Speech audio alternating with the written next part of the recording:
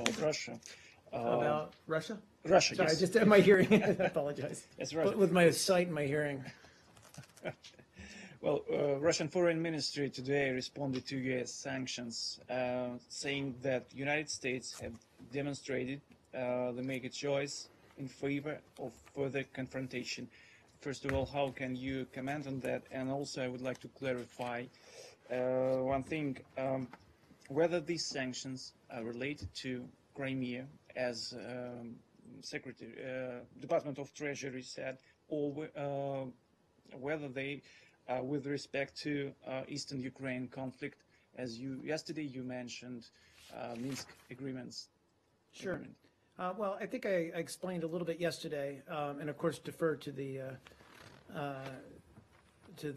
folks at Treasury who have a much keener understanding of this than I do. But you know, what we did yesterday was to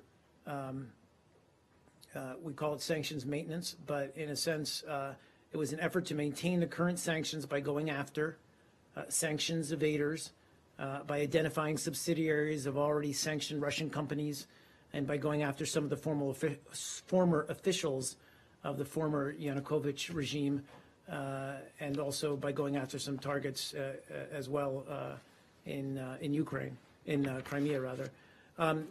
You know, this is a common practice in order to maintain the efficacy of sanctions in place. And in response to, I'm sorry, whose comments you said at the top? I apologize. With Deputy Foreign Minister? Ministry. Foreign Minister? Yes. Foreign Ministry. Ministry. Yes. Okay. Sorry. Not Lavrov. That's okay. Statement. But you know, I would just say that the path to sanctions relief is clear, and that's implementation of the Minsk agreement, and that remains the best and surest path to sanctions relief. We've been very clear about that.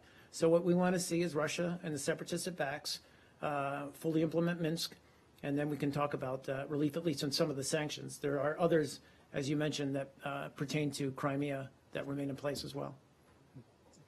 Oh, I'm sorry. Yeah, go ahead.